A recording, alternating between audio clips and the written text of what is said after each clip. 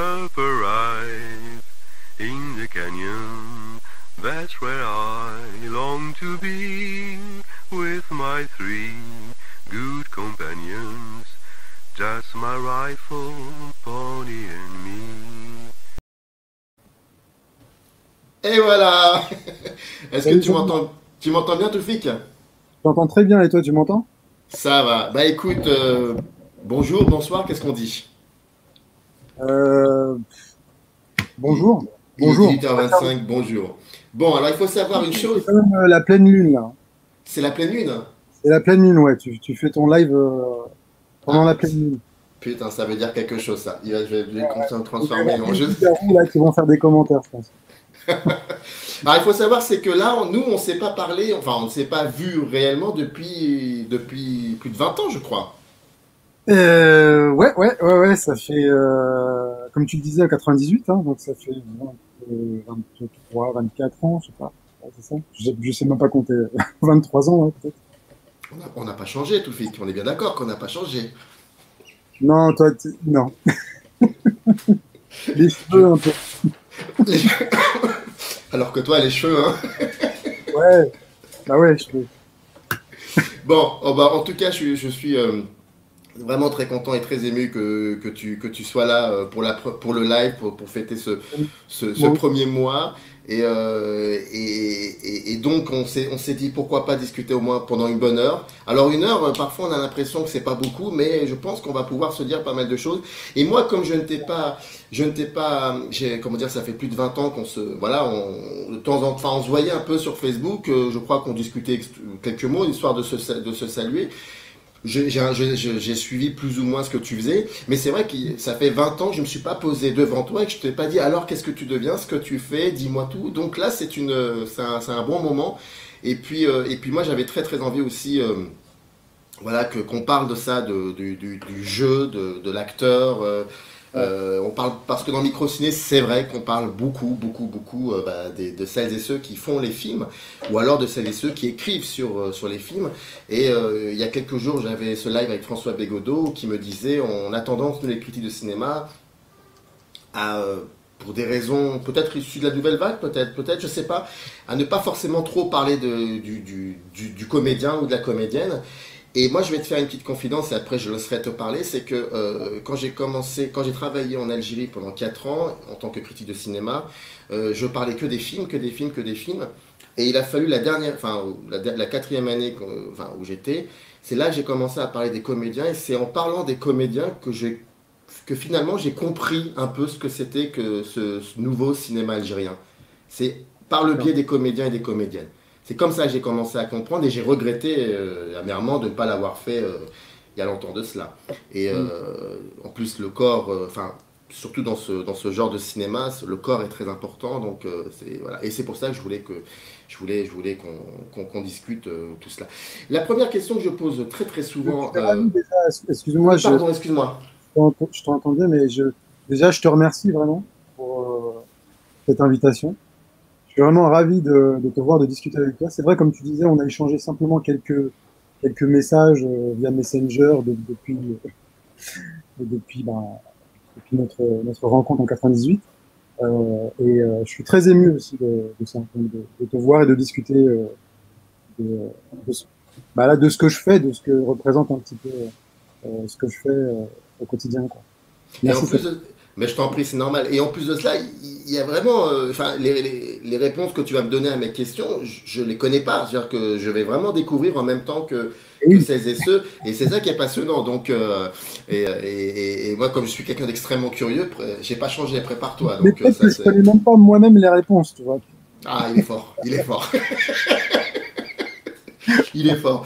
Tu sais, moi, il y a une question que je pose constamment aux invités pour essayer de comprendre un peu d'où ils viennent, mais tu sais, leurs origines à travers les images qui les ont façonnées. Ouais. Et ça peut parler à n'importe qui. Je sais que tu travailles aussi avec ce rapport à l'image, au théâtre aussi, on a un rapport avec l'image. Et moi, j'aurais voulu savoir, comme ça, tout en restant tout en n'allant pas dans la sphère privée, mais quelle serait pour toi cette première image marquante qui t'aurait peut-être avec le temps indirectement aidé à construire ce que tu es devenu aujourd'hui? Cette première. Alors ça peut être une photographie, ça peut être un tableau, ça peut même être un rêve, un extrait de film, ou ça peut même être une image que tu aurais vue et qui aurait un lien avec ce que tu fais aujourd'hui. Ouais, et écoute, il y en a beaucoup des images. C'est une question difficile parce que ça peut être récent, enfin récent non, parce que ça fait 23 ans que je suis comédien, mais je veux dire, dans le sens, ça peut venir de l'enfance, comme de l'adolescence, comme de l'âge adulte. J'aurais tendance à aller vers plutôt vers l'enfance, mais il y en a plein, il y en a plein. Je dirais que c'est des souvenirs. Euh, en- il y a quelque chose qui me vient comme ça en primaire, et, et c'est peut-être important pour moi de le dire, de raconter ça. C'est un rendez-vous raté,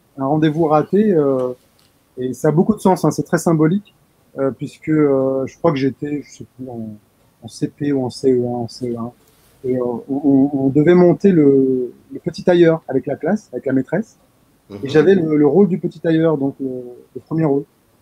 Et je me souviens que je m'étais préparé pour ça et j'ai eu un accident. Je me suis cogné violemment, mais vraiment violemment contre un mur. Et je me suis retrouvé une semaine à l'hôpital. Voilà, dans un service qui était spécialisé pour enfants. Et j'ai pas pu jouer le rôle, quoi. Voilà. Donc ça, c'est une image qui, qui reste vraiment, qui reste parce que il y a une sorte de revanche là-dedans. Tu vois ce que je veux dire? Carrément. Sur ce genre de rendez-vous manqué, tu vois. Alors, c'est comme ça que je l'explique. Hein. Je sais pas du tout si ça s'explique comme ça. Mais voilà, il y a des images comme ça. Bon, ça, c'est plutôt une image, on va dire, entre guillemets, négative.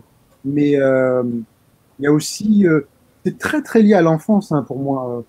Et c'est très important de voir que dans les écoles primaires, maternelles, c'est hyper important les bons souvenirs, je veux dire, des artistes, par exemple, qui interviennent dans les écoles.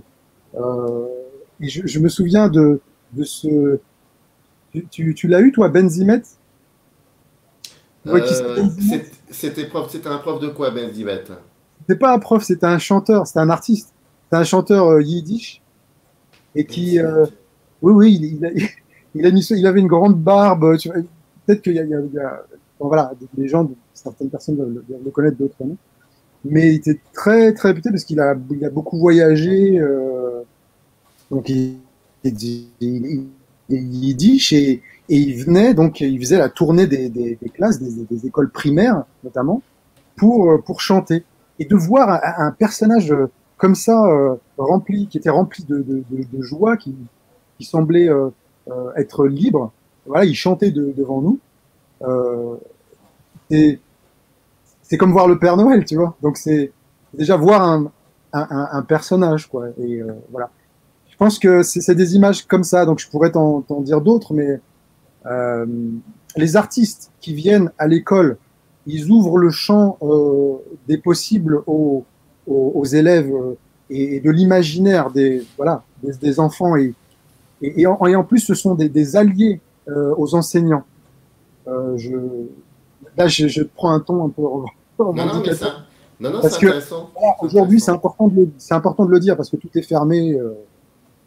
C'est difficile de rencontrer les artistes, de rencontrer les gens déjà, et les artistes ensuite. Mais c'est des alliés aux enseignants et à l'éducation. Et ils sont essentiels. Voilà. Toi, de par ton métier, de par ton métier, est-ce que tu as monté des ateliers comme ça de jeux dans des collèges et dans des lycées? C'est pour ça que je sens que, ouais.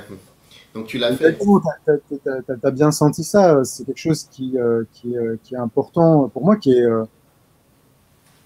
difficile, hein, suivant le public que tu as, parce que quand tu travailles, moi j'ai travaillé avec des tout petits, c'est Ouais. très particulier, donc on prend son temps, vraiment, c'est de la découverte, c'est des images, on joue avec les objets, des costumes, tout ça, donc on découvre tout ça doucement, tu vois. Parce que bon, sur 45 minutes de séance, euh, faut dire il y a bien 20 minutes de flicage. Hein. Mais c'est l'école élémentaire? C'est l'école élémentaire ou c'est pas le collège, c'est l'école élémentaire plutôt? Ah oui, c'est plutôt l'école élémentaire, ouais. Là, on est Ouais. sur l'école élémentaire. Moi, j'ai travaillé donc avec les tout petits pendant un moment. J'ai pas fait ça longtemps, mais et puis surtout avec les lycéens aussi. Voilà, Ah, ça, c'est avec autre les chose, lycéens, lycéen. j'ai fait des spectacles aussi pour euh, pour des lycéens. C'est quelque chose qui m'a plu. Je le fais moins maintenant parce que l'opportunité s'est pas présentée, mais si elle se présente, je pourrais y retourner. Mais, euh, mais ça m'a beaucoup plu. J'ai créé par exemple des clubs théâtre dans les lycées que j'ai essayé de rendre autonomes pour qu'ils puissent subsister derrière, tout seuls, D'accord. vivre une autonomie derrière. Donc on faisait plein de choses, évidemment du théâtre. On rencontrait des artistes, des gens aussi du métier. On allait voir des spectacles. Donc on avait des budgets pour ça, pour le faire. Et c'était super. Voilà. Et des personnes comme moi qui interviennent là-bas, des artistes qui interviennent donc au sein de structures de, que ce soit les hôpitaux, les établissements pénitentiaires ou les écoles, c'est ultra important. C'est ultra important. Et l'école, pour moi, il se passe beaucoup de choses, beaucoup de choses. Même moi, en tant que collégien, lycéen, étudiant, euh, je me souviens que voilà, ça m'a construit, ça m'a construit et ma voix s'est décidée aussi parce que voilà, c'est un ensemble de choses. Bah tiens, j'allais te demander ça. J'allais te dire, est-ce que tu as eu des passeurs qui à un moment ou un autre, comment dire, oui, ouvert le champ des possibles au niveau du théâtre? Qu'est-ce qui a fait qu'à un moment, tu avais envie, mais une envie folle de jouer, d'interpréter? Même si ton premier rendez-vous est raté, Eh bien, mais qu'est-ce qui t'a donné envie? des passeurs, c'est-à-dire, c'est joli comme mot, hein, c'est un mot, c'est très poétique comme mot. C'est Danet, c'est Serge Danet. Je rends à César ce qui appartient à César. C'est Serge Danet qui parlait de Les passeur. passeurs aussi, enfin, le passeur, c'est aussi celui qui ramène les vivants vers la mort à travers le. Tu vois pas Ah cette oui. histoire hein, à Ah travers si, si, ouais, ouais. Ouais. Tiens, c'est Ouais. intéressant ce que tu On dis. va rentrer dans des considérations un peu On est gothiques. là. C'est microciné, c'est comme ça les microcinés. Ça fait un mois que ça fuse, ça fume même. Les passeurs, mais oui, il y en a grave. Et il y en a, et j'espère qu'il y en aura tout le temps, et j'espère aussi que j'en suis un. Euh, je crois que ça commence avec les parents. Hein. Je crois que beaucoup de gens doivent considérer leurs parents comme des passeurs. Euh, voilà, qu'est-ce que je pourrais dire? Mon père, il m'a transmis le goût de l'observation des choses. Hmm. Lui, c'est quelqu'un, pardon, pardon, lui au passé, m'a dit. C'est quelqu'un de manuel, de très créatif, et aussi d'intellectuel. Il a le goût des mots. Voilà. C'est un grand lecteur. Enfin, il lit beaucoup, il s'intéresse beaucoup à la littérature, aux livres aussi de développement personnel, de psychanalyse, tout ça. Donc, il a un côté intellectuel assez développé. Et il a aussi, même dans sa jeunesse, écrit, et je crois qu'il en écrit toujours, des petits poèmes. Des Mhm. poèmes, voilà. D'ailleurs, c'est un truc qui plaisait pas à son père. Mon grand-père était un peu dur, un peu dur, un peu dur, et c'était, tu vois le truc, hein, tu vois le genre, ah, راك تكتب البوème, hein, روح أنا, tu vois, un peu, voilà. Et mon père, il s'intéresse aux gens, il s'intéresse vraiment aux gens, il discute beaucoup avec eux, il aide aussi beaucoup, il aide énormément de gens, il aide beaucoup de gens. Euh, Aujourd'hui, il a une entreprise, donc ça lui plaît aussi de faire travailler les gens, de les aider à trouver du travail aussi. Euh, et ma mère aussi. Bon, ma mère, c'est autre chose. Ma mère, c'est une nature. C'est une- c'est, elle est très spontanée, tu vois. Elle est expressive. Je crois elle a dû manger un clown étant enfant. Je la revois comme ça que, quand j'étais enfant. Elle, euh, elle chante, tu vois. Elle chante tout le temps très fort. Et puis elle fait des imitations entre deux coups de balai à brosse, tu vois. C'était ça. Et donc, je pense que j'ai dû déjà me construire, tu vois, entre ces deux personnalités-là. Et je pense qu'il y a un peu des deux. à l'intérieur de moi. Euh, ensuite, euh, les enseignants, alors j'en reviens encore aux enseignants, parce que je sais pas, tu vois, ça revient, mais les enseignants en maternelle, en élémentaire, puis après au lycée, au collège, au lycée, euh, c'est super important. Ce sont des passeurs, tu vois. Euh, L'école, moi, bon, être assis derrière un bureau, c'était pas trop mon truc. Bon, à part en maternelle et en élémentaire, mais euh, je l'ai toujours pas d'ailleurs. Mais autant te dire que quand moi, le théâtre est passé dans ma vie, j'ai saisi l'occasion au vol. Tu vois, tout d'un coup, j'apprenais des Mais choses. passé quand? Il est passé quand dans ta vie le théâtre? Si tu Un pouvais peu, un dater. peu à tous les âges, hein, quelque part, tu vois. Mais quand je dis passé dans ma vie, oui, il est passé au moment où je peut-être au lycée, je peux dire ça au lycée, ouais, parce que au collège j'en ai fait un petit peu, mais au lycée on a vraiment monté un spectacle et après c'est voilà, j'ai été à la fac, on s'est rencontrés et puis Ouais, c'est ensuite là que j'ai ça a commencé. C'est en un 98 que ça a commencé pour conservatoire. toi. Voilà, Hmm. ouais, voilà, ça a commencé un petit peu avant, mais ce, tout d'un coup, tu vois, j'apprenais des choses que je pouvais expérimenter physiquement, tu vois, et qui me correspondaient. Je n'ai pas Ouais. en place, tu vois, j'avais besoin de jouer, quoi, de choses ludiques et et à ce propos par rapport au conservatoire, parce que après la fac, moi, j'ai fait un conservatoire. Ouais. Euh, on peut en parler, j'aurai peut-être l'occasion d'en parler si on a le temps, mais euh, je voudrais juste rendre vite fait comme ça hommage une une passeuse qui a été vraiment une dame. Ça a été fondamental en fait dans ma carrière, dans mes choix de devenir acteur. Je suis un peu ému quand j'en parle. C'est Cécile Grandin. Voilà, Cécile Grandin, ça a été l'une de mes premières, un de mes premiers profs de théâtre qui a rejoint les Étoiles il y a quelques mois là. Et Mhm. ça a été la personne qui m'a vraiment donné envie d'être comédien et peut-être même d'envisager que je pouvais en faire ma vie. Voilà. Et cette personne-là, elle est parmi d'autres évidemment, mais vraiment cruciale. Ouais, voilà.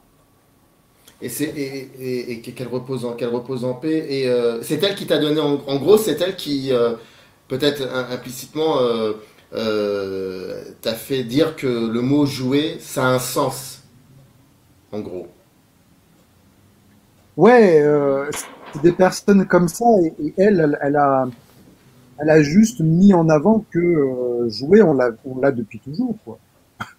On l'a depuis, on l'a depuis l'enfance et il y a des gens qui ont écrit des choses, dont des auteurs, on pourra en parler après, mais euh, sur ça et qui ont mis des, des personnages en scène pour jouer. Voilà. Et Et entre 98 et maintenant, quels ont été un peu, pour que je puisse au moins savoir ce que tu as pu jouer, et ensuite on parlera de ta méthode. Ça m'intéresse beaucoup ça. Parce qu'en plus de cela, j'ai vu une bio que tu as rédigée dans ouais, laquelle tu parles du corps. Donc je me dis, s'il parle du corps, il faut absolument que je le coince sur la méthode. Ça, c'est obligatoire. Ça, il faut que je sache un peu comment. C'est que c'est quelque chose qui ouais, te questionne. Puis il y aura aussi une autre question sur autre chose. Après, on verra ça, mais ça, on fera ça plutôt vers la fin. Oui, ouais. donc depuis 98, quand tu fais le court métrage avec moi, c'était la première fois que tu étais filmé enfin, tu étais filmé ou tu avais eu d'autres expériences? Je m'en souviens plus en fait de Euh, l'époque. je crois que la caméra vraiment est venue au moment où j'étais à la fac, donc avec toi. Ouais, Et d'accord. je pense que à part un petit truc que j'ai dû faire avec un caméscope, ouais, à l'époque il y avait des caméscopes, euh, au collège avec deux, trois potes, mais vraiment des scènes vraiment très amateurs. Euh, Mhm. je crois que c'était ton court métrage, hein. C'était le C'était premier. le, c'était.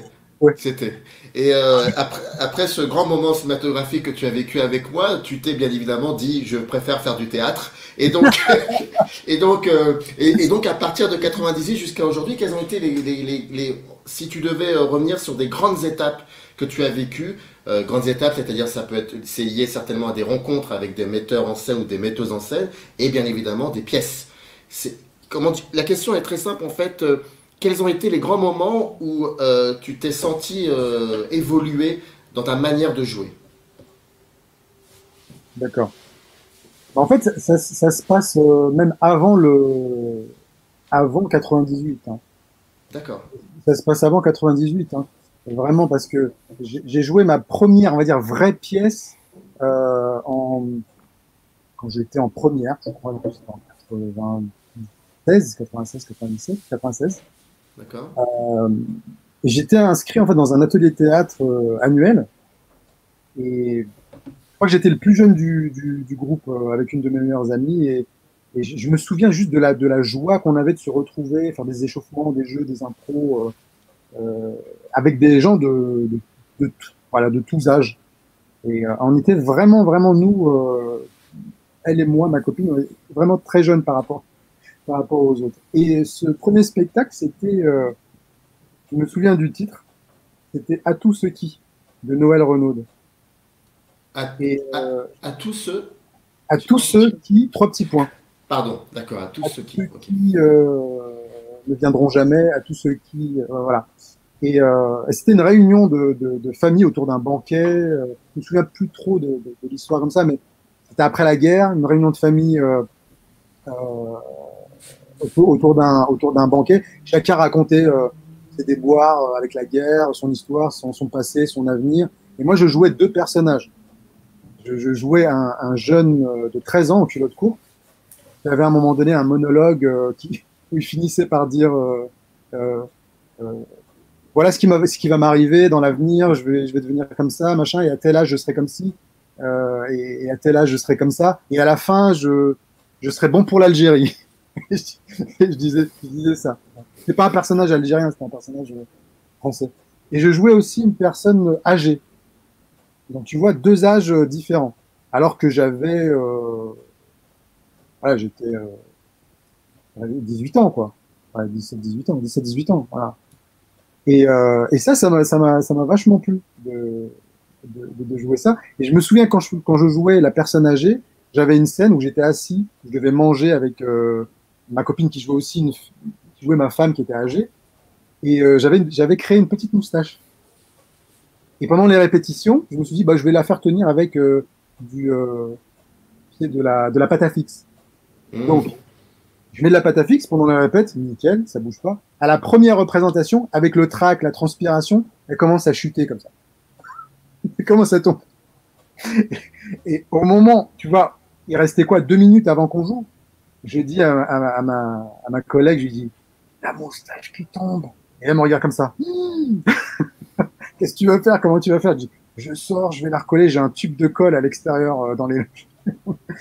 Je sors, je cours dans les loges, j'enlève la pâte à fixe, je mets de la colle, je la mets contre ma peau. Je demande à quelqu'un de souffler comme ça pour que ça sèche vite. Je vois la metteuse en scène qui arrive à une vitesse incroyable en me disant mais ça va être à toi, ça va être à toi. Et je reviens, je rentre sur scène en petit vieux, je m'assois, premier mot. Voilà.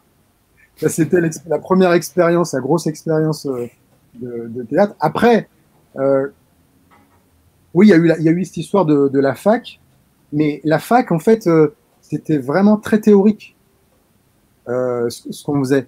Et il y avait peut-être des ateliers, mais enfin, en tout cas, moi, de toute façon, j'étais là vraiment pour m'amuser. Donc, j'ai fait 1 an de bringue, 1 an de bringue et de rencontres, dont toi. Et Mmh. puis, des films, je crois que j'ai fait donc, ton film. Et puis, il y avait un autre film aussi qui était adapté du bal, le bal des Torrescola. Tu vois Je sais ce pas, ouais, film, c'était le bal le film, oui. Le film, italien. je m'en souviens. Le film, je m'en souviens, Voilà, voilà. mais Mais je crois que tu n'étais pas dans notre groupe, mais il y avait non. plein de gens, de comédiens. Et je jouais un personnage un peu avec une chemise années 70 et tout, qui s'était joué un petit peu. C'était mes premières armes devant la caméra, quoi, l'expérience du plateau en amateur, on va dire. Et, euh, et après, quand je suis rentré donc au conservatoire, donc avec cette dame Cécile Grandin, c'est là où j'ai vraiment découvert vraiment un univers que je connaissais peu, vraiment très peu.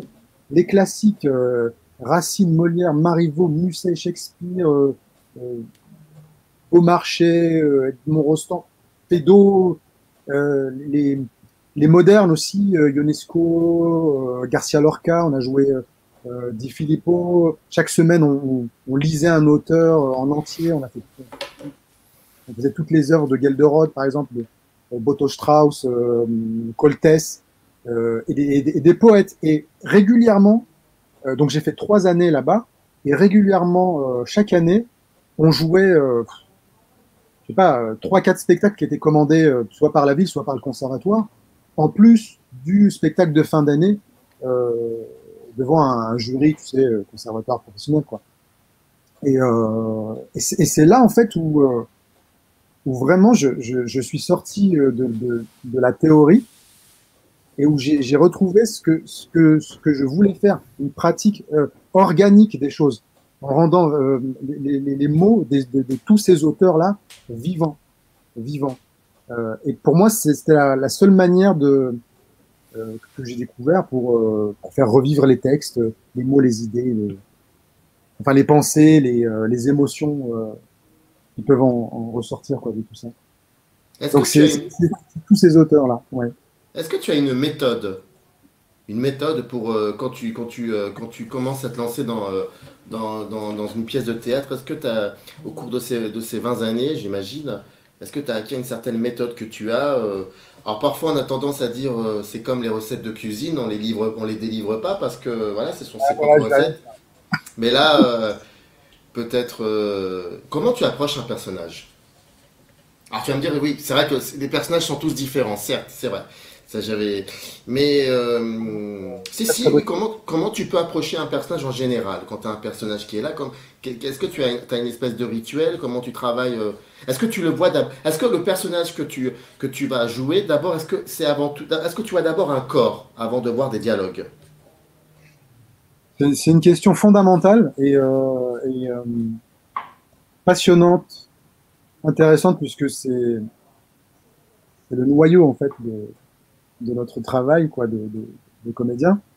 Et ça passe par tellement de choses et quelquefois on pense avoir la bonne méthode ou la bonne voie et on se rend compte que bah, il fallait passer par cette voie pour la laisser tomber. Et en fait, c'était à côté, en fait. Enfin, voilà. Et c'est très intéressant ce que tu dis parce que le personnage, moi, je pense déjà que le personnage, par définition, le personnage, ça n'existe pas. D'accord.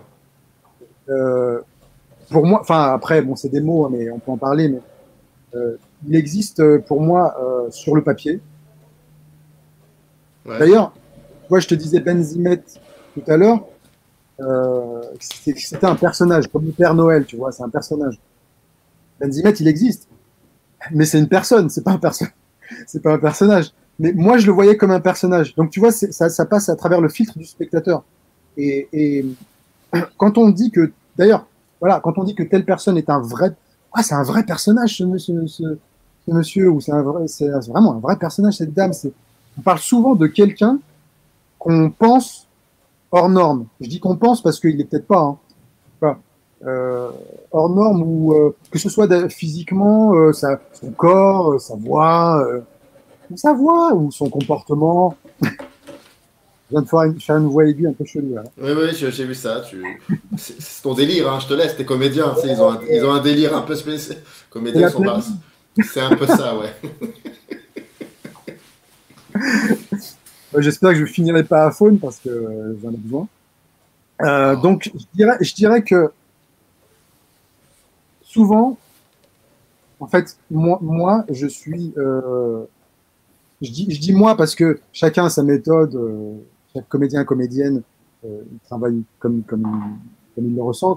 Mais moi, je ressens ça, que je suis une sorte de prisme, une sorte de pas de prisme, une sorte de quelque chose qui reçoit en fait un réceptacle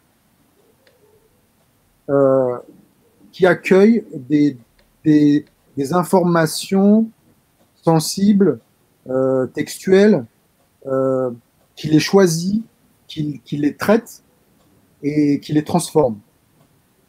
C'est très bizarre, hein, j'ai l'impression de parler d'algorithme un peu comme ça, mais On est sur YouTube, c'est génial. Continue. voilà, ça tombe bien. Voilà. Voilà. De toute Non, non, façon, non, on va si, tous si. finir voilà, comme des algorithmes, moi c'est ce que je pense. C'est très clair, continue, c'est très clair. Et aussi bah, les accessoires, le costume, après, bon, ça peut aider aussi. Moi, je sais que j'aime bien déjà euh, passer par le texte, passer par des expériences, des improvisations aussi, par plein de choses, tu vois, avant d'utiliser quoi que ce soit, que je veux dire les accessoires ou les costumes. Et après, à un moment donné dans le travail, le costume peut venir, tu vois. Enfin, pour moi, hein. Mais c'est pas une règle absolue. Hein. Je peux très bien commencer directement par le costume, par exemple, dire ah, tiens, j'ai besoin de, je vais tout de suite essayer ça pour voir. Et donc tout dépend de ce qu'on estime être utile au personnage, quoi. Pour certains, ça va être des chaussures, et puis il y a toutes sortes de chaussures, tu vois, des escarpins, des baskets, des chaussons, des chaussures de ville. Voilà, les chaussures, ouais, c'est pas mal. Ça peut donner une démarche au personnage, quelque chose, une sensation un peu particulière au corps. Et pour d'autres, ça peut être bah, simplement une veste ou même un accessoire, tu vois. Un accessoire, ça peut aider. Alors après, faut pas que ça devienne un truc. Faut simplement que ce soit. Mais c'est comme tout, tu vois. Et même une méthode, c'est aussi ça. C'est un outil. C'est un outil, mais après, faut le laisser de côté. C'est-à-dire, faut pas qu'il prenne le dessus, l'outil. Tu vois. Euh, Parce que l'idée, c'est comme de raconter une histoire, de créer un parcours, de, de vivre un personnage. Voilà. Tu vois.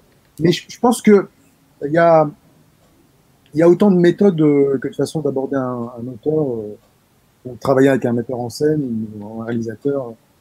Euh, Moi, en tout cas, j'essaye, et c'est ce qui m'amuse, de m'adapter au projet qu'on me propose, que je décide de faire, et puis à l'équipe artistique avec laquelle je vais travailler. C'est ultra important parce que ça, c'est pas un travail qu'on fait tout seul. On le fait avec un metteur en scène, mais aussi avec ses partenaires. Et même quand on fait un seul en scène ou un one-man show, on n'est pas tout seul. C'est pas vrai.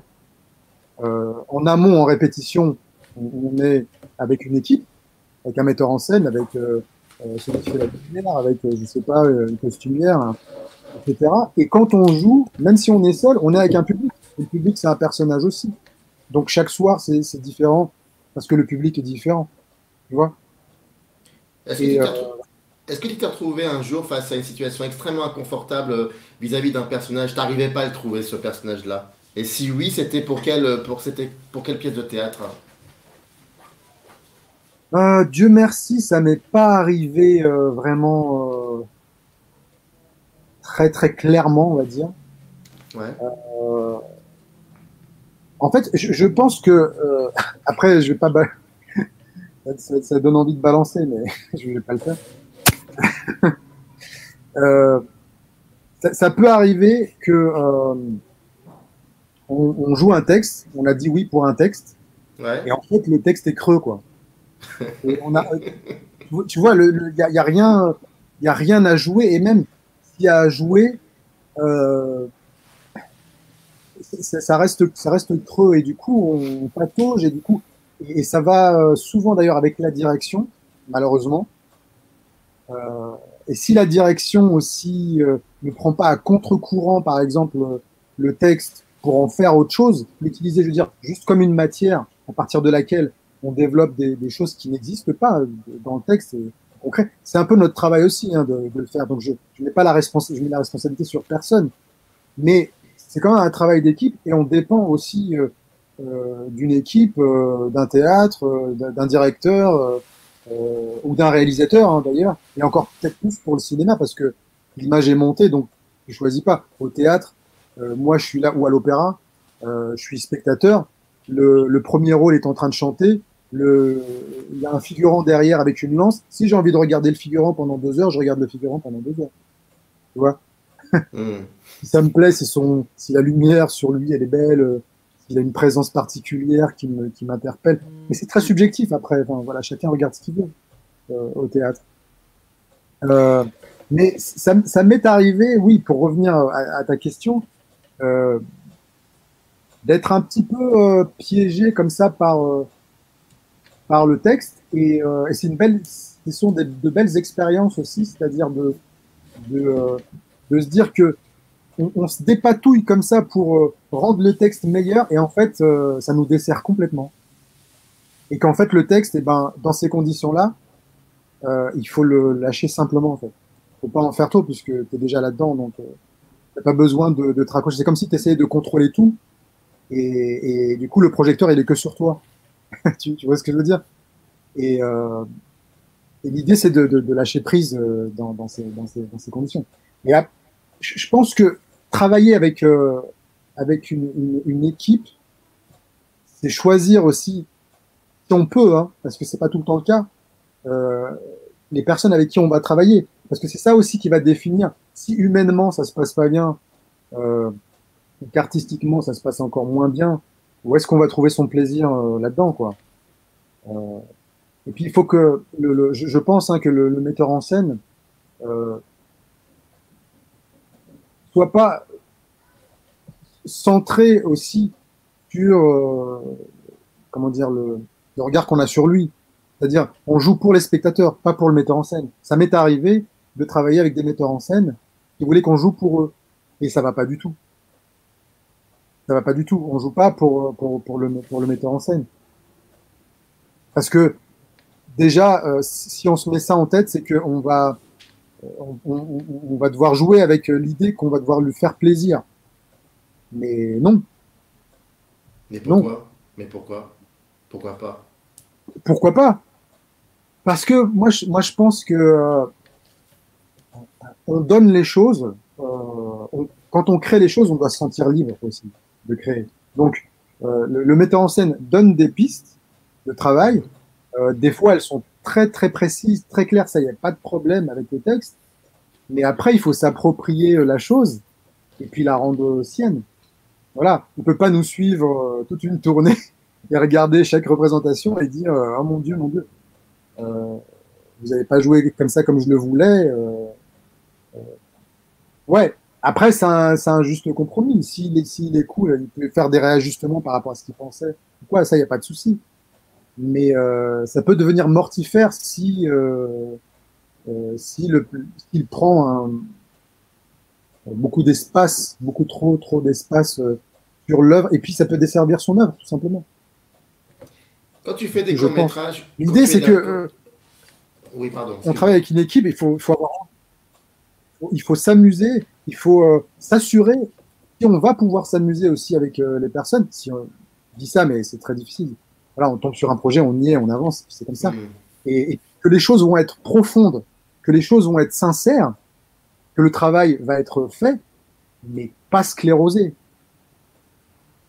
pas figé, surtout pas, surtout pas. Et c'est souvent comme ça d'ailleurs, quand les choses sont simples, dans l'amusement et en même temps sérieuses, dans la recherche, dans la profondeur de la recherche des personnages ou de la situation, euh, dans la documentation, tout ça, des choses, que ça se passe bien. Voilà. Moi, c'est la première chose c'est que je demande, c'est que déjà humainement, si ça se passe bien, c'est super, quoi. Mais je vais te donner un exemple très précis, parce que ça va me donner aussi l'occasion de parler de personnes que j'aime. Je sais pas si on a le temps, hein, tu me dis. Oui, on a le temps, t'inquiète pas. Euh, ça va un petit peu synthétiser mon propos. Euh, En 2019, j'ai commencé l'exploitation d'une pièce qui s'appelle, d'ailleurs, je crois que je t'ai invité. Euh, Oui, voilà. Ça a à peu près duré 1 an d'exploitation avant que la crise sanitaire nous stoppe tous, hein. Il s'agit des témoins.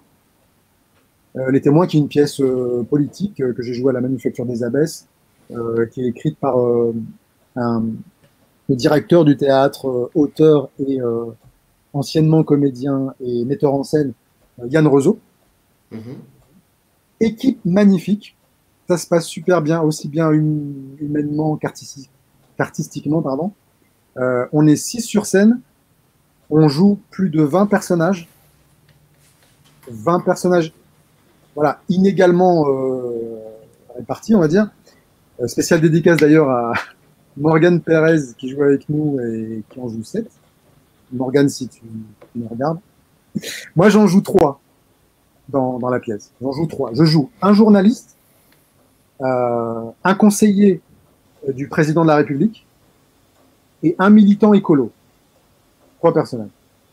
Le journaliste s'appelle Hassan. Mhm. C'est un personnage qui est proche de moi. Il est proche de moi, mais voilà, j'ai dû faire ressortir la partie volontaire qui était en moi, qui n'est peut-être pas forcément tous les jours dans la vie de tous les jours, pour tenir sa fonction et ses convictions de journaliste. Voilà, que toi tu connais bien. Le conseiller s'appelle Thibaut, donc on est vers autre chose. Mhm. Je l'ai plutôt abordé par, tu parlais du corps, la posture du corps, une posture très statique, droite, une façon particulière de manier le verbe, de choisir ses mots, voilà, et d'utiliser, bah, tu vois, d'utiliser aussi les mains. Voilà, les mains sont venues aussi avec, mais de manière, voilà, que ce soit pas un truc avec parcimonie. D'accord. Voilà. Et le troisième personnage, qui est un militant écolo, qui s'appelle Igor, et lui, c'est plutôt un corps, en fusion. Voilà. En fusion. Et c'est pas peu de le dire en fusion, parce que, bon, je vais pas spoiler, mais le mot fusion est bien choisi quand tu viendras voir la pièce. Si, j'espère qu'elle se rejoint. Tu comprendras pourquoi. C'est que c'est un corps en fusion, en mouvement, brut de pomme, imprévisible physiquement. Voilà, il peut être maladroit, il cherche pas à comprendre, il y va, voilà. Et c'est donc, tu vois, on a dans la même pièce 3 façons fondamentalement différentes d'aborder 3 rôles. Et c'est ça qui est passionnant. C'est ça qui est, et voilà, c'est ça qui me plaît moi, tu vois. Il n'y a pas une méthode particulière. Il y a aussi des méthodes d'aborder aussi des rôles différents. C'est-à-dire, si je vais être sur un rôle un peu intellectuel, bah, je vais faire sortir ma partie peut-être plus intellectuelle là-dedans, ou pas, ou peut-être à contre-courant à l'inverse. Je vais faire apparaître une partie que le spectateur ne connaît pas du personnage. Je te dis ça, c'est très schématique, hein, mais on pourrait en parler pendant des heures, et on n'a pas beaucoup de temps, mais en règle générale, je peux passer par plein d'outils qui sont en ma possession, qui ont été amenés par des millénaires d'histoire du théâtre, du jeu, par des auteurs qui ont écrit plein de choses autour, qui ont fait des recherches sur le jeu, depuis Aristote jusqu'à Stanislavski, en passant par Grotowski, Messner, enfin, Diderot, tout ce que tu veux, de l'analyse de texte, du travail de mémoire sensorielle, par exemple, de techniques de diction. Mais tout ça, au final, c'est quand on joue, quand on se jette dans le vide, finalement, et qu'on explore différemment les choses. Voilà, tu vois ce que je veux dire? Je sais pas si je me fais comprendre. Je sais pas si je suis clair. Dis-moi si je suis pas clair. Tu es très très clair. Si, Quand tu es en préparation, c'est vrai que tu fais de l'analyse de texte, tu fais tout ce travail-là du corps, tu fais connaissance avec le personnage, puisque tu as un réceptacle. Le personnage est sur le papier, c'est pas toi. Il faut du temps quand même. Voilà. Après, il y a différentes manières. Des fois, au cinéma, c'est pas ce qu'on demande, parce que tu peux être amené à trouver la chose d'un coup, mais au cinéma, on te choisit, donc il y a déjà quelque chose. Mais c'est là où j'allais te poser la question. J'allais te dire, est-ce que toute cette sensation de liberté, le fait qu'à un moment tu fasses comprendre au metteur en scène de théâtre que le personnage c'est aussi toi, donc toute cette liberté, tout cela, est-ce que quand tu tournes au cinéma, comment ça se passe? J'imagine que ça doit être beaucoup plus complexe.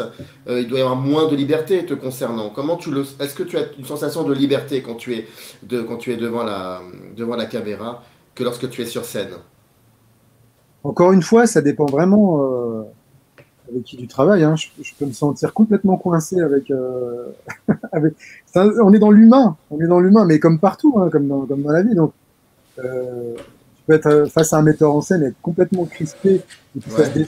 ça se décrispe après, pardon, parce qu'il y a des choses qui sont arrivées, et puis d'un coup, on a trouvé notre voie.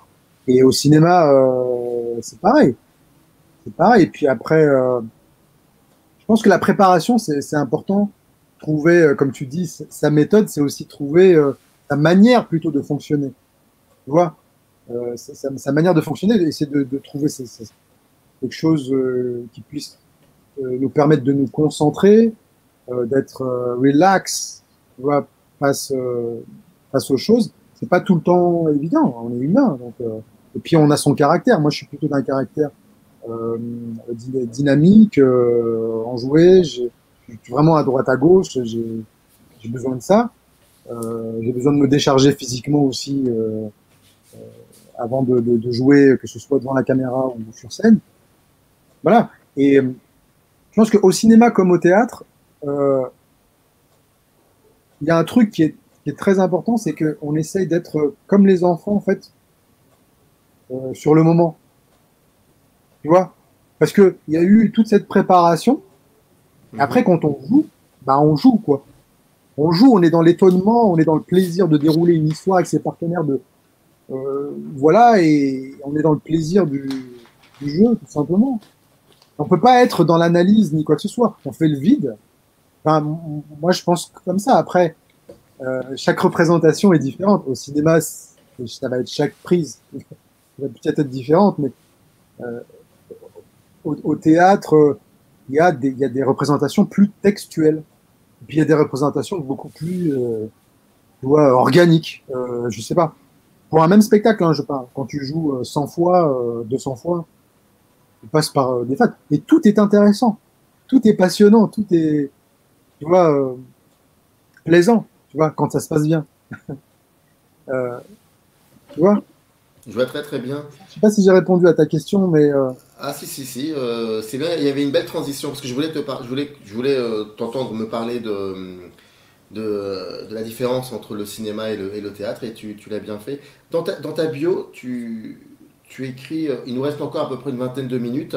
Dans ta bio, il y a quelque chose qui m'a frappé parce que c'est ce que tu mets, c'est ce que tu écris au début.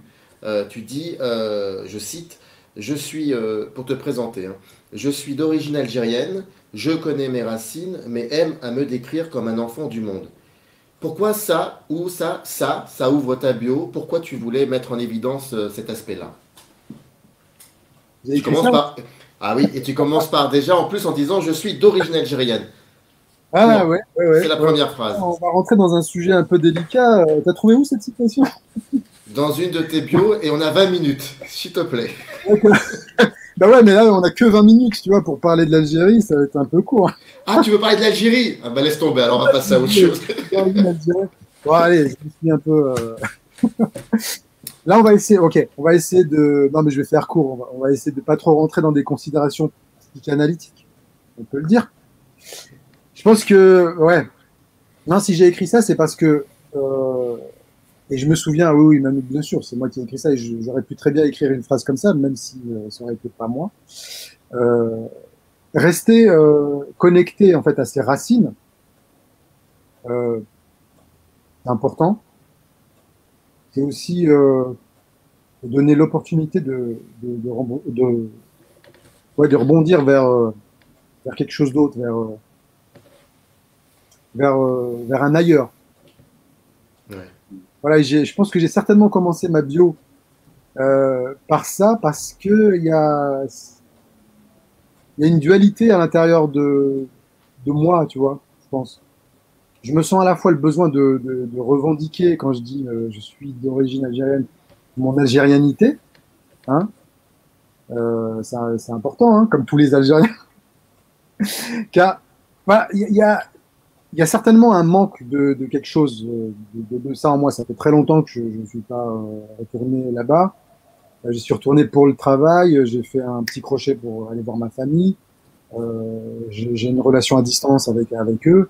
Euh, mais c'est vrai que c'est quelque chose de très délicat. Et en même temps, je me considère comme un électron libre.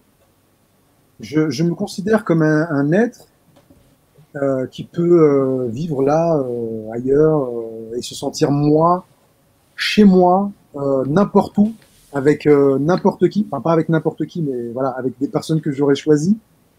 Et, euh, et c'est tout. Et c'est sûr que voilà, il y a ce lien entre les racines et puis l'ailleurs. C'est pour ça que je suis un citoyen. Je m'estime être comme un citoyen du monde. Je suis pas un patriote ou quoi. Je,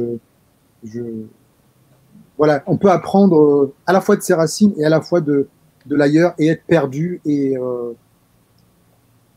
trouver sa voie là-dedans, quelquefois dans la perdition, et se retrouver et repartir, et revenir en arrière et repartir en avant, savoir d'où on vient pour aller où on va. Euh, moi, j'ai toujours été fasciné comme ça par ce qui est ailleurs. C'est comme ça. Et je pense que c'est un sentiment peut-être qui est lié à l'exil, que j'en ai vécu un petit, on peut le dire. Hein. J'ai été élevé par ma grand-mère. Mon père est revenu nous chercher, je l'ai connu seulement quand j'avais 4 ans. Ma mère a accouché, je l'ai connu seulement quand j'avais 4 ans au final. Et on est venu en France à cet âge-là. Et ça, peut-être que l'inconnu, ça m'a toujours fait peur et en même temps attiré, tu vois, comme le vide. Et je peux me tromper, hein, mais quand j'étais enfant, j'aimais pas trop les attroupements, la foule. M'insécurisait un peu. Et, ouais, très vite, quand on était en surnombre, je sentais que j'avais besoin de m'isoler, d'aller jouer ailleurs. D'aller jouer ailleurs. Et voilà, c'est très rare quand j'étais en groupe, par exemple, avec 10 amis. Enfin, j'ai jamais eu 10 amis. Un ami, deux voilà, d'ailleurs, ça se compte sur les doigts d'une main, sauf sur Facebook. On en a plein. Mais tu vois, je pense que c'est ça. Et c'est peut-être pour ça que je vais sur scène devant un public aussi, tu vois. Et c'est peut-être pour ça que je fais des films devant plein de gens. Et c'est peut-être pour ça d'ailleurs que je suis ici, tu vois, avec toi et peut-être plein de gens qui nous regardent. Pas naturel, hein. Mais On s'y habitue, hein, on s'y habitue, t'inquiète pas. voilà. Je sais pas si j'ai répondu, mais il y a cette dualité en gros qui est là. Et j'ai encore beaucoup de choses à découvrir sur moi et certainement sur mon passé. Mais j'aime bien aller de l'avant. Voilà. J'aime bien aller de l'avant. Écoute, il reste à peu près, je crois, oui, à peu près un quart d'heure, 10 minutes, 15 minutes, et il y a quand même des retours de la part de celles et ceux qui sont sur le chat. Alors attends, il y en avait un. On Bon, ça leur dit parle bonjour beaucoup. d'ailleurs. Ils t'ont dit bonjour, et d'ailleurs ils trouvent que tu es passionnant. Rednax te dit que ton jeu d'acteur est réfléchi et appliqué ou spontané et direct en laissant aller ton improvisation tout en gardant un fil conducteur de ta scène. En fait, c'est une question. Est-ce que c'est. Non, non, Ah, c'est c'est pas une une question. question. Non, c'est pas une question. Non, pardon, c'est moi, c'est pas une question. Non, c'est réfléchi, c'est appliqué, c'est spontané. C'est tout, quoi. Donc, il t'écoute et puis tu as Marty Mac. Donc ce sont des pseudonymes hein, au cas où tu ne l'aurais pas deviné. Donc, Jean-Marc Mike.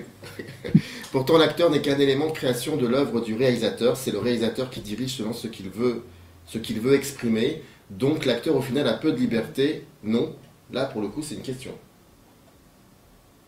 Donc c'est quoi la question? C'est si l'acteur a peu de liberté, c'est ça ou Ouais, en fait, je sais pas. En fait, je pense qu'il veut. Si je peux me permettre, Marty Mac, peut-être que tu parles de la relation.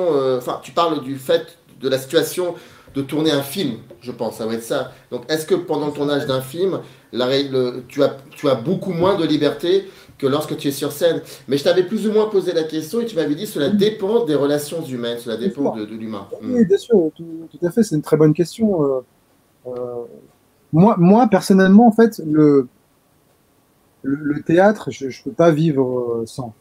Et le cinéma, j'adore ça maintenant et je fais moi-même des choses et j'espère aussi en aboutir à certaines autres.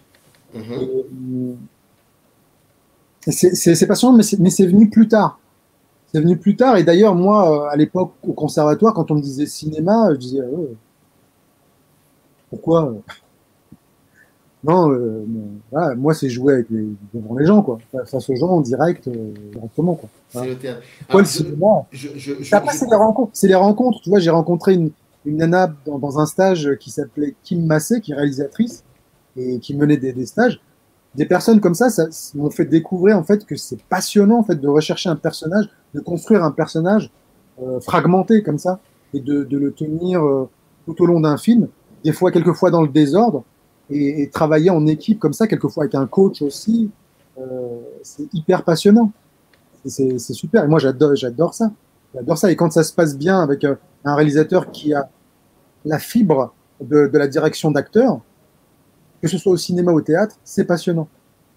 Si quelqu'un s'occupe que de la chaise qui est à côté ou de la lumière, alors c'est intéressant. Je dis pas que c'est pas intéressant, mais que le sujet premier, eh ben c'est l'acteur qui est là et que c'est ouais. à côté qui compte, c'est plus intéressant. Tu vois, à moins de faire les chaises de Beckett, où on voit que des chaises qui est super passionnant aussi, c'est autre chose, tu vois. Quelque chose plus d'expérimental, mais euh, on nous voit nous, tu vois. Et encore plus aujourd'hui, tu vois. Aujourd'hui, c'est beaucoup de gros plans, beaucoup de choses comme ça. Donc on voit les subtilités du jeu, dans le regard, la subtilité des détails des mouvements. C'est passionnant aussi. On va encore deux, trois questions et parce que je pense que les prochains invités, c'est-à-dire les chroniques du nanar, je crois qu'ils sont bien, ils sont là. Donc encore deux, trois questions. Alors il y en a un, il s'appelle El Bandi et il dit tout simplement, Toufik Noussi, un superbe comédien et un homme incroyable, je te dois beaucoup mon ami, tu m'as appris énormément sur notre travail, merci d'avoir toujours été honnête et bienveillant. Je crois que c'est quelqu'un qui te connaît en tout cas. Et comment tu dis qu'il s'appelle? El Bundy, je pense que c'est un pseudonyme ça. Bah, El Bundy. Ah, je pense savoir qui c'est, ça. Hein. Bon, bah voilà. Donc, Non, mais j'ai peur de me tromper parce qu'après, si c'est pas lui, la personne elle va se vexer. J'ai peur de dire son nom. Donc je vais dire plein de noms. Renax te demande quel serait. Youssef Agal, c'est Youssef Agal. Hein. Youssef Agal, c'est un super pote, un super comédien. Bon, si c'est pas lui, désolé. Bon, bah réponds El Bundy alors. Ouais. Toufik, quelle serait ta consécration, te demande Renax, ta consécration ultime dans ce métier pour toi? Ah là, je pense qu'il pense à l'Oscar là en disant ça. Juste comme ça. Euh, Ou peut-être peut-être un rôle, ou ouais, peut-être un rôle, peut-être penser à un certain rôle. ouais. Je pense que c'est vraiment de continuer et c'est comme ça. Je pense que toutes les actrices et les acteurs qui font une carrière à différents niveaux ressentent la même chose, c'est que les choses s'acquièrent vraiment petit à petit, comme ça. Et puis, quand quelque chose arrive, que c'est un cadeau, et, et, et c'est important, et tout est important. Un petit rôle, un second rôle, un premier rôle, euh, peu importe, c'est important. À partir du moment où le sujet est intéressant, l'histoire est intéressante, le propos qu'on a à tenir nous parle ou nous fait découvrir quelque chose aussi qu'on ne connaissait pas Mhm. et, euh, et nous mène vers un ailleurs.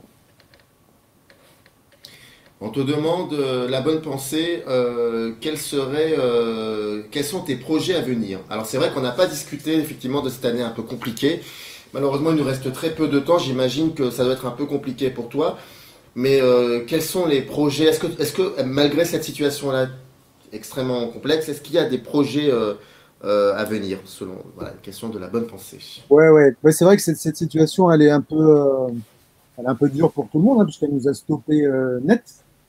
J'avais vu la dernière fois qu'il y avait 450 films qui étaient en attente. C'est incroyable. De sortie. Je sais pas ce qui va se passer quand les Donc, salles vont rouvrir.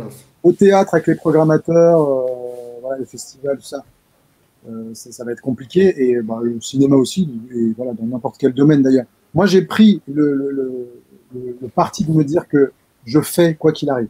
Quoi qu'il arrive. Le premier confinement, premier jour du confinement, je suis resté allongé 15 jours parce que j'ai chopé le Covid. Ah d'accord, ok. Ah ouais. Ouais, je l'ai eu. C'était très dur. Après, moi, je suis un gaillard. Donc, j'ai pas eu Ouais. à aller à l'hôpital, tu vois. Mais j'ai perdu 4 kilos, j'ai perdu le goût et l'odorat. J'ai eu du mal à vraiment à m'en remettre, quoi. Et en sortant de là, j'ai pris quelques jours donc pour, pour me reposer, pour m'en remettre. Et j'ai enchaîné avec un film avec mes gosses. J'ai tourné avec l'iPhone. J'avais du son à portée de main, donc on a monté le truc et je l'ai écrit avec ma fille. J'avais envie qu'ils explorent ce que je fais, moi. Voilà, de transmettre un petit peu l'occupation de leur père. Et je suis même allé en Italie. Je suis allé en Italie donc faire un film donc, avec Youssef Aga, un film qui a été tourné. Alors, je te coupe la parole pour deux petites choses. Il y a mon invité qui est là, s'il m'entend. Dans quelques minutes, vous viendrez dans le studio. Mais je vous ai vu dans quelques minutes. Et bingo, El Bandi, c'est bien lui. C'est lui. Ah bah j'en étais sûr. Voilà, regarde-moi ça. Regarde-moi ça. Un pseudonyme comme ça. Ah, Alors, pardon encore une fois de plus, il y a aussi, parce qu'en fait, les invités dans 5 minutes, ils sont ouais. 3. Donc Vince, je viens de lui dire qu'il faut attendre encore quelques minutes, et je viens de voir Mathieu et François. Je vous ai vu, encore 2-3 minutes de patience, et ensuite on sera à vous. Voilà. Pardon, excuse-moi, Toufi, je Non, t'avais non, prévenu, hein, ça va être comme ça, pour toutes les heures. ouais, je comprends. Et puis, t'as du mérite, hein, parce que Mimi, bon. Oh, En tout cas, Youssef Aya, bah justement, j'en étais là, on a fait un film ensemble. On s'est rencontrés en Italie pour un court-métrage qu'on a joué entièrement en anglais et en arabe. Le réalisateur d'accord. s'appelle Ian Cardinelli. Je lui envoie beaucoup molto baci per te. Et puis voilà, après j'ai continué à écrire, à me filmer, à travailler en visio avec mon équipe sur des scénarios. Il y a un projet d'ailleurs qui a abouti hein, dernièrement on a filmé un court métrage en janvier tourné avec le réalisateur Guy Mazarguil et le collectif En Tourne que je salue. Voilà, je vais saluer peut-être beaucoup de monde. Alors. Collectif En Tourne, donc je vous salue. Et je continue à passer des essais à distance en faisant des self-tapes. J'ai des projets voilà, j'ai fait des rencontres il y a beaucoup de rencontres qui sont arrivées depuis tout ça. J'ai participé aussi à la première réalisation de Judith Chemla que je salue, que j'embrasse, Judith, qui fait donc son premier court-métrage en tant que réalisatrice. Il va être Ouais, fabuleux, je pense. Et je viens de finir de tourner donc un film là avec Diastème qui s'appelle Le Monde d'hier en compagnie d'accord, d'Arnaud Lenoir et Léa Drucker. d'accord. Voilà. Je ne peux pas en dire plus. Si, et Frédéric Andro, parce que si je le cite pas, je pense que je vais me faire engueuler.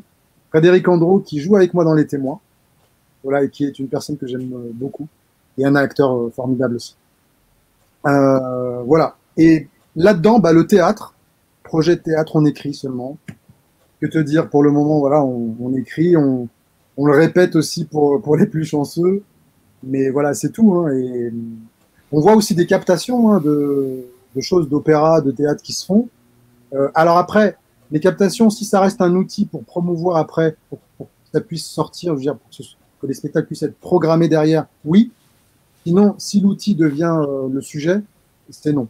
Je suis contre, totalement. Ouais, je vois ce que tu veux dire, oui, bah oui, Et bien sûr. voilà, en gros, moi, j'ai pris comment dire, le parti de me dire, comme beaucoup d'acteurs et comme beaucoup de gens d'ailleurs, de continuer à faire les choses comme si de rien n'était.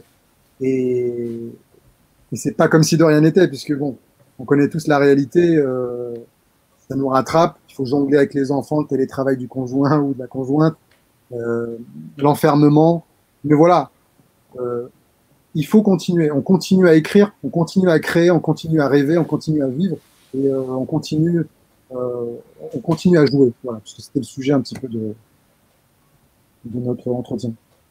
En tout cas, je tiens à te remercier beaucoup. On doit se quitter Merci. malheureusement. Enfin, tu dois nous quitter plutôt.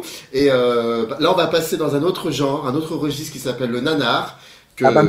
merci de m'avoir mis juste avant le nanar. Hein. Mais tu rigoles. Mais moi, j'adore les westerns. Je sais pas si tu te souviens. Je pense que les nanars, c'est aussi bon que les westerns. J'adore le nanar, moi. Donc vraiment, je considère ça. C'est très sérieux, hein, vraiment. On se fera une soirée ensemble quand ce sera possible. Une soirée Alors, même.